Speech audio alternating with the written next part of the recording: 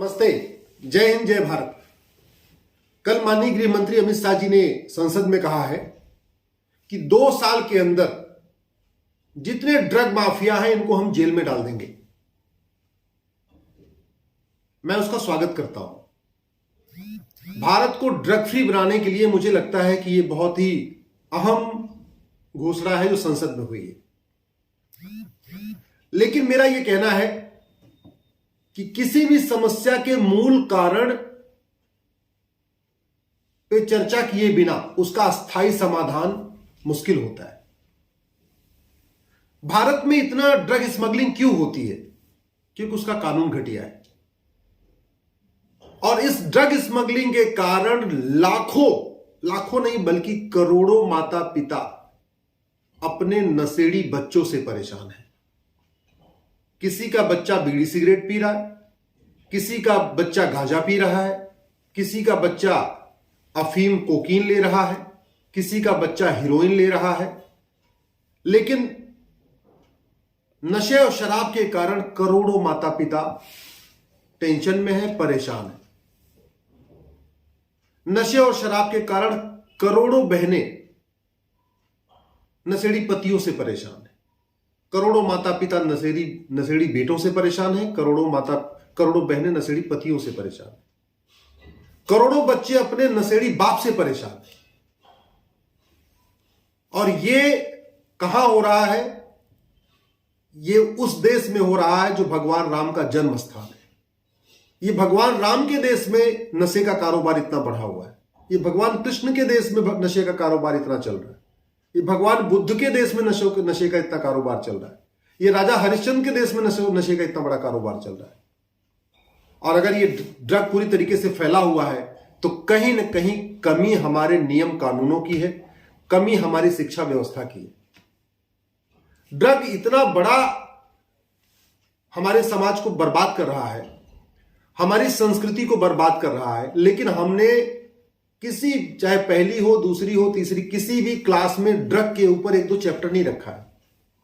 हम अपने बच्चे को पढ़ाते ही नहीं है कि शराब पीने से क्या क्या नुकसान होता है, गांजा पीने से क्या नुकसान होता है, चरस पीने से क्या नुकसान होता है, अफीम खाने से क्या नुकसान होता है। कहीं पढ़ाते ही नहीं हम।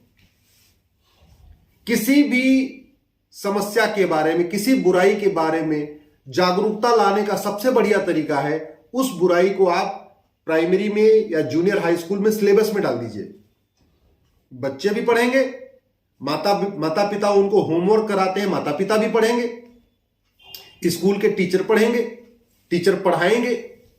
और जब स्कूल के बच्चों के किताब में यह लिखा रहेगा कि अफीम से क्या नुकसान है, गांजा से क्या नुकसान है, शराब से क्या नुकसान है, बियर से क्या नुकसान है, सिगरेट से क्या क्या नुकसान है, बीड़ी से क्या नुकसान है, तो वो बच्चे ही अपने मां बाप का, अगर किसी के घर में कोई नशेड़ी बाप है तो बच्चा अपने बाप को दिखाएगा, पिताजी आप गांजा पीते हो, शराब पीते हो, आप ड्रग लेते हो, ये देखो उसके ये नुकसान है, मेरे क्लास में लिखा हुआ है, मेरी किताब में लिखा हुआ है।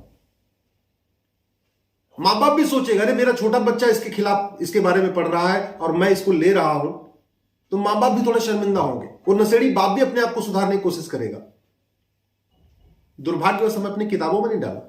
तो इसलिए कह रहा होगा नशा मुक्त भारत बनाना है, शराब मुक्त भारत बनाना। सबसे पहले इस नशा और शराब के बारे में, ड्रग के बारे में, अफीम के बारे में, कोकीन के बारे में, चरस के बारे में सिलेबस में डालिए। नहीं प्राइमरी तो कम से कम 6वीं, 7वीं, 8वीं में डालिए। क्योंकि 6वीं, 7वीं, 8वीं बच्चा 6वीं में 12-13 साल का हो जाता है, वो थोड़ा समझदार हो जाता है। तो कक्षा 1 से लेकर 5 तक मत डालिए, लेकिन 6 से लेकर 8 तक जरूर इसको डालिए। हर जितने भी तरीके के ड्रग हैं इनके ऊपर एक चैप्टर डालिए। बच्चा खुद भी पढ़ेगा, स्कूल के टीचर भी पढ़ाएंगे, बच्चा अपने माँ बाप को भी सिखाएगा, माँ बाप भी उससे सीखेंगे। तो मुझे लगता है इससे ड्रग पे कंट्रोल होगा। दूसरा, पूरी दुनिया में कई देशों ने नार्को पॉलीग्राफ ब्रेन मैपिंग का कानून बना दिया है। हम नार्को पॉलीग्राफ ब्रेन मैपिंग कानून क्यों नहीं बना रहे? जिस चीज का इन्वेस्टिगेशन करने में 1 साल लगता है, नार्को पॉलीग्राफ ब्रेन मैपिंग कानून बन जाए तो 1 दिन के अंदर वो सच्चाई बाहर आ जाएगी। क्योंकि ये जो ड्रग स्मगलर है ये सच नहीं बोलते, इतने पावरफुल होते हैं कि पुलिस इनको लाठियों से पीट भी नहीं सकती। नहीं, अगले दिन ये ह्यूमन राइट का मुद्दा बना देते हैं। और ज्यादातर तो ड्रग स्मगलिंग में सफेद पोस्ट शामिल है। एक्टर, बड़े बड़े एक्टर, एक्ट्रेस, सुना ही होगा आपने, मुंबई के फला हीरो ड्रग स्मगलिंग कर रहे थे, हीरोइन ड्रग स्मगलिंग कराती हैं, बड़े बड़े नेता ड्रग स्मगलिंग में शामिल हैं। तो जहां इतने बड़े नेता अभिनेता ड्रग स्मगलिंग में शामिल हैं, पुलिस उनको लाठियों से पीटेगी कैसे? वो सच बोलेंगे नहीं, पुलिस उनको लाठियों से पीट नहीं पाएगी, पूरी सच्चाई कैसे आएगी? फिर हम नार्को पॉलीग्राफ ब्रेन मैपिंग कानून क्यों नहीं बना रहे? हम प्रॉपर भाई अल्टीमेटली ड्रग स्मगलिंग के बाद करते क्या है लोग? अकूत संपत्ति बनाते हैं और सारी संपत्ति अपने नाम पे नहीं रखते, कुछ अपने ड्राइवर के नाम पे, कुछ अपने नौकर के नाम पे, कुछ अपने साले के नाम पे, कुछ अपने भांजे के नाम पे, ऐसे पूरी प्रॉपर्टी खरीदते हैं। प्रॉपर्टी को आधार से लिंक करने के लिए हम कानून क्यों नहीं बना रहे? ड्रग स्मगलिंग इतना बड़ा खतरा है हमारी संस्कृति के लिए, भारत के लिए, भारतीय संस्कृति के लिए, शरीर के लिए, स्वास्थ्य के लिए। तो फिर हम प्रॉपर्टी को आधार से लिंक करने, कालाधन बेनामी प्रॉपर्टी को 100% जब्त करने और ड्रग स्मगलर्स को फांसी देने का कानून क्यों नहीं बना रहे? क्यों हम पुराने कानून को जिंदा रखे हुए? अगर हमने 2, 4, 6, 10 ड्रग स्मगलर को जेल में डाल भी दिया तो फायदा क्या हुआ? 20-30 साल मुकदमा चलेगा और उसके बाद वो सबूत के अभाव में बरी होकर बाहर आ जाएंगे। 75 साल बीत गए, कितने ड्रग स्मगलर को फांसी हुई? पिछले 75 साल में कितने ड्रग स्मगलर को आजीवन कारावास हुआ? पिछले 75 साल में कितने ड्रग स्मगलर की 100% प्रॉपर्टी जब्त हुई? किसी की नहीं। किसी ड्रग स्मगलर की ना तो आज तक 100% प्रॉपर्टी जब्त हुई, ना किसी को आजीवन कारावास हुआ, ना किसी को फांसी हुई। क्यों? क्योंकि हमारा कानून घटिया, हमने कानून बनाया नहीं ऐसा। तो इसलिए मैं कह रहा हूं, अगर इस ड्रग स्मगलिंग को रोकना है, भारत को नशा मुक्त बनाना है, जैसे संविधान का आर्टिकल 49 कहता है, नशा मुक्त बनाना, शराब मुक्त बनाना ये सरकार की ड्यूटी है।